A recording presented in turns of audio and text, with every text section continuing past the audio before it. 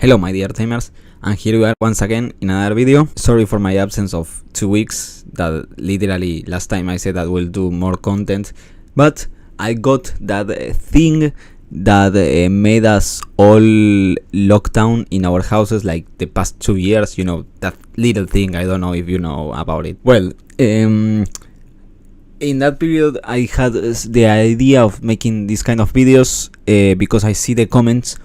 I'm a new player and I don't know what set to start to buy or what cards or whatever. The answer is simple. If you start buying from BT7 next adventure forward, most of the cards will be relevant. Sets before, not so much, but that gave me the idea, making a list of the most important cards that you want to have in your stash in case in the future they become relevant for every set. So, if you are not a player like me that literally has a playset of any card of the game, except some of the secrets, but basically have a playset of almost everything, you want to, you know, go for a cheaper option and just buy the essentials. So here is the list of the cards that I think that are essentials to have just in case for the future, or just because they are relevant right now. If this video is successful, I will make a video for every set. It will be easier for me to only talk about the cards that are actually relevant and important instead of going for every card of the list saying no a bunch of times. Like, I don't have to tell you why no one plays Mon Mono in the game. Like, literally no one has played this card. Poor monkey. The list of all the cards will be at the end of the video. You don't have to watch everything, but at least, come on, give me something, man. You can watch, you can hear me, or you can just look at the end of the list. At least leave a like, something. Come on, work with me. I will not clickbait you, but give me something here. So, further ado, let's go. Okay, let's do this faster. You don't lose time about it. Babies, only Yupamon. Best baby for blue. Draw, triggers easy, fits in every deck. Next. Level 3s. Gabumon. Garurumon archetype. A filler for every deck. You play it when you can play anything else and replace it by drawing. Next. Komamon. Part of the Sea Animals archetype. Fits in many blue aggro decks that send the level 4s to die, so they die and give you 1 point of memory. Palmon. Excellent filler, a searcher, but downside only search level 4s, but it can fit in every deck, part of the plant archetypes. Kokuwagamon, part of the insect archetypes, expensive to play, expensive to evolve, but is one of the few ways that green has to gain Security Dark +1 without needing any kind of trigger from the enemies or itself. Agumon, part of the Greymon archetypes, is a great way to search a specific tamer, open 5, grab 1. Patamon, same as Agumon, but open 4 and grab all the yellow tamers. So now that we have dual color tamers, this card may be very important. Level 4s. Blue, Leomon. Great for the aggro blue strategies. Also Leomon archetype. Attack, die, get 2 points of memory. Gorillamon or Gorimon. Now here is a clarification. Once upon a time, Turbo Evolutions was the most important thing. You had to reach level 6 or 7 fast, and we never know when that kind of gameplay may come back. So, Gorillamon, cheap to evolve. Vegemon, cheap to evolve, cheap to play. Woodmon, the standard blocker for green, but instead of coming in a starter deck, you have to search it. Greymon, cheap to play. Greymon archetype, excellent inherited skill, gives you plus 2k in your turn.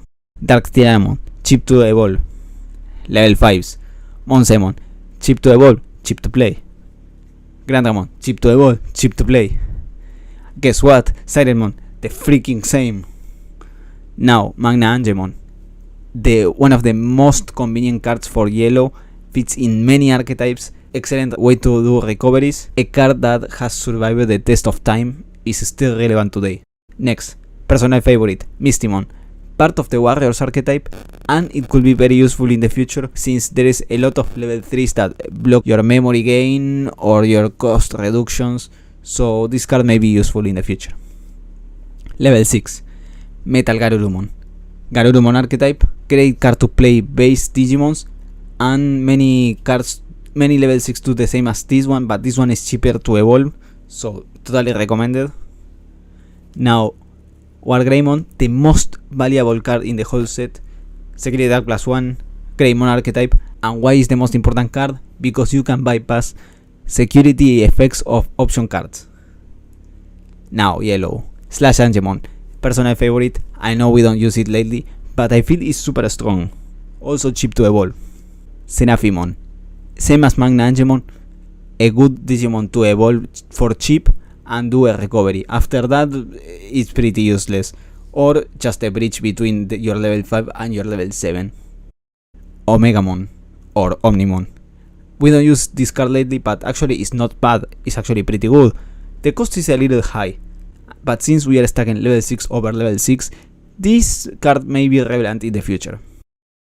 Secret Beetle Greymon, a great level 5, part of Greymon archetype, part of Cyborg's archetype, gives you plus 3k as an inherited skill, and on its own is a very powerful aggro card. Some effect in the future may make it broken, so have it just in case. Option cards. Blue, Howling Crusher. Since the basis of the Digimon has become so important, having Howling Crusher is great. I know that Heart Attack does the same, but this one has a security effect, so also can be put in Bellstarmon decks. Green, Hornbuster. Also a forgotten card, but actually could be pretty useful in a archetype of green in the future. The security effect is also awesome. Gravity Crash, a very unique card in the game and a very important card for red. No one can see it coming unless they know it's on your deck. It's just a surprise +2 memory out of nowhere. Holy Wave, the standard recovery card of the game.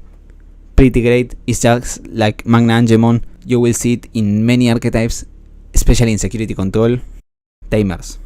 Mimi Tachikawa, the best tamer that green ever has and probably will ever have, and even if you play multiple Mimi Tachikawas, you are not wasting your memory. Taikamiya, same as Mimi Tachikawa, one of the best tamers that red has. Now it's easier to trigger because you only need 4 bases, also you don't waste memory by playing extra. And finally TK, one of the most standard tamers for yellow. Lately it hasn't been very popular since the on play effect is mandatory and cards like Congo doesn't let you do recoveries, so it's a good card, but be careful, it could be replaced in the future. That's all. Here is the list of the cards that are actually in the video. I will leave it here a few seconds, and meanwhile I will talk a little. I know that X3 in Japan has already started. I still have to finish some videos of BT10, so I will complete those. You know, I was 2 weeks out, so I couldn't do everything. I will finish that, and I actually was waiting until the ban announcement that will happen at the end of this week in Japan in the Sunday to start filming meta videos. So before X3 I wanted to, you know, wait for the ban, but at least BT10 I will finish all the matches I think are relevant enough or interesting enough.